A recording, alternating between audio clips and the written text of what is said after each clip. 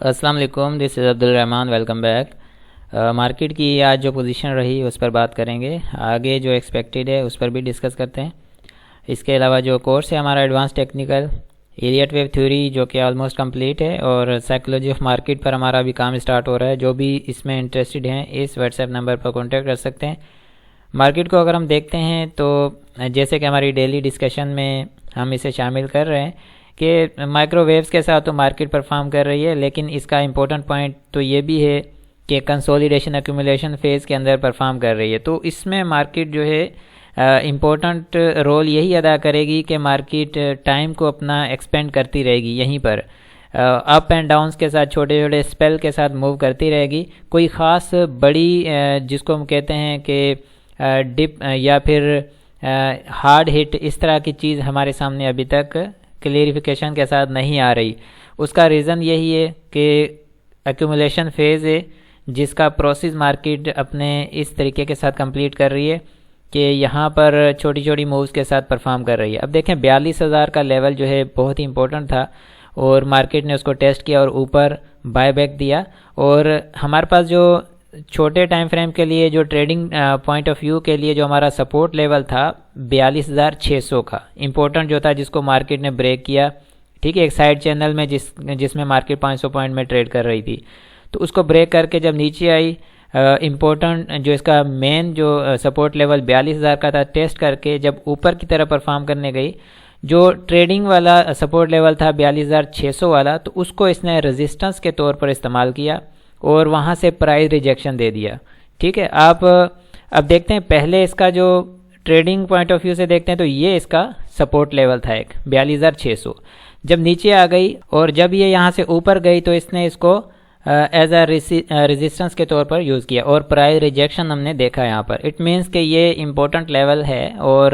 ہمارے پاس جو 42,550 600 کا جو لیول آ رہا ہے اسی کو ٹیسٹ کرتے ہوئے مارکیٹ واپس نیچے آ رہی ہے۔ اب نیچے کے جو پوائنٹ ہمارے پاس کلیئر ہیں کہ 42,000 کے اراؤنڈ اس کا سپورٹ لیول بنا رہے گا، اور جو امپورٹنٹ لیول ہمارے پاس ہے 41,700 کا، وہ ہمارے پاس ویسے بھی ذہن نشین ہونا چاہیے۔ وہ انویسٹمنٹ پوائنٹ آف ویو سے بیسٹ سپورٹ لیول ہے کہ اس سپورٹ لیول کے مطابق ایکومولیشن جو ہے وہ انویسٹمنٹ پوائنٹ آف ویو سے کی جا سکتی ہے۔ ٹریڈنگ والے ذرا سا احتیاط رکھیں کہ سپورٹ لیولز جو ہیں وہاں پر آ کر انہیں تھوڑا سا یہ احتیاط برتنا ہے کہ اس سپورٹ کو ٹیسٹ کرتے ہوئے بائی بیک آنا ضروری ہے۔ ٹھیک ہے، جیسے کہ فار ایگزامپل مارکیٹ نے یہاں پر، ٹھیک ہے، یہاں پر اس نے ریزسٹنس ٹیسٹ کیا، اب ریزسٹنس ٹیسٹ کرنے کے بعد دیکھیں ریجیکشن آ گیا۔ اب یہ جو ریجیکشن ہے نا، یہ کلیئر کر رہا ہے کہ یہ جو ریزسٹنس ہے یہ اس کے لیے کافی اسٹرانگ ہے، اس کو مارکیٹ نہیں بریک کر پائے گی اور نہ کر پا رہی ہے، اور ریزسٹنس یہاں سے اس نے پرائز ریجیکشن دے دیا۔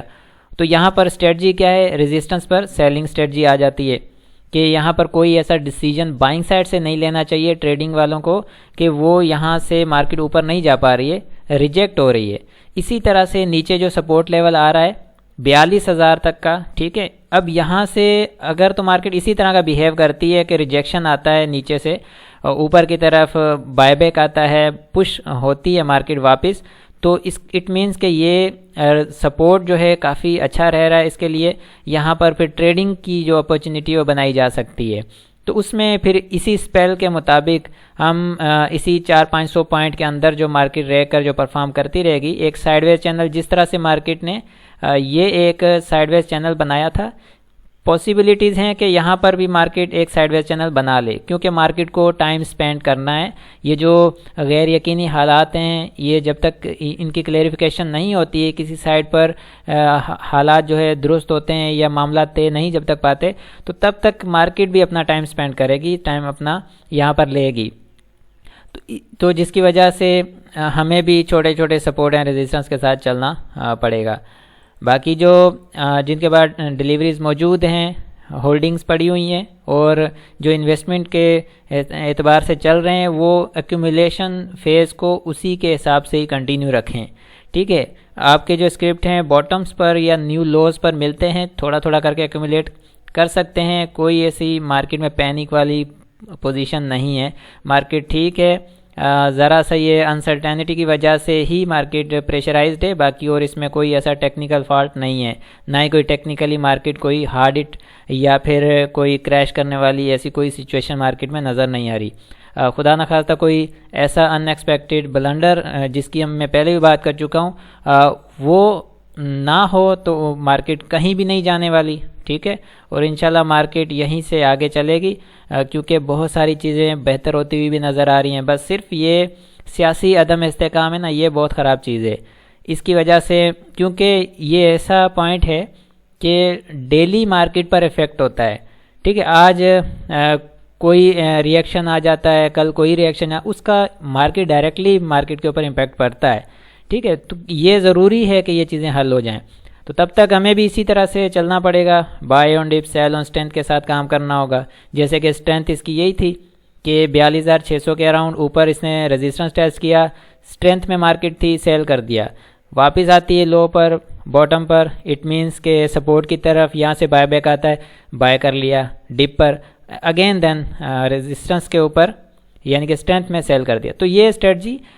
اس کے حساب سے جو ٹریڈنگ کے پوائنٹ آف ویو سے کام کرتے ہیں ان کے لیے بہتر ہے۔ تو باقی جو انویسٹمنٹ والے ہیں وہ اپنے حساب سے چیزوں کو نوٹ کرتے رہیں، چلتے رہیں، تو کوئی مارکیٹ میں ایسی کوئی پینک والی کنڈیشن ابھی تک نہیں ہے۔ یہاں پر والیوم کم آ رہا ہے، سیم اسی چیز کو دہراؤں گا کہ عدم استحکام کی وجہ سے کوئی بھی پراپر طریقے کے ساتھ انویسٹمنٹ مارکیٹ میں نہیں آ رہی، تو جس کی وجہ سے والیوم بھی کریٹ نہیں ہو رہا۔ آر ایس آئی یہ سائیڈ ویز میں چل رہا ہے، یہ شو کر رہا ہے کہ مارکیٹ رینج باؤنڈ ایکٹیویٹی میں ہی پرفارم کر رہی ہے اور کرنے والی ہے آگے بھی، تو اسی وجہ سے آر ایس آئی کی اسٹرینتھ جو ہے وہ سائیڈ ویز چینل میں ہی نظر آ رہی ہے، ٹھیک ہے۔ تو میرا خیال ہے کہ ویٹ کرنا چاہیے ہمیں، ویٹ اینڈ سی کے معاملے کو آگے بڑھانا چاہیے، اور آگے فرائیڈے کی کلوزنگ جو ہے اس کے بعد پھر 2 دن ویکینڈ ہے، اس میں کیا چیزیں ہوتی ہیں یہ بھی بہت میٹر کرتی ہیں، تو اس کا ویٹ کریں گے انشاءاللہ۔ پھر آگے جو بھی ہے منڈے کے دن مارکیٹ پرفارم کرتی ہے یا ویکینڈ میں جو بھی چیزیں آتی ہیں اس کا امپیکٹ جو مارکیٹ کے اوپر منڈے والے دن پڑے گا اس کو مزید آ کر ڈسکس کریں گے۔ تو فرائیڈے کی کلوزنگ پر آ کر ہم تھوڑا سا اس کو ڈیپلی انالائز بھی کر لیں گے تاکہ ہمیں اور زیادہ ایکوریسی کے ساتھ چیزوں کا پتہ چلے کہ آگے کیا ہو رہا ہے مارکیٹ کے اندر۔ آئی ہوپ کہ یہ کلیئر ہے، انشاءاللہ ملتے ہیں پھر نیکسٹ ویڈیو میں، اپنا بہت سارا خیال رکھیں، اللہ حافظ۔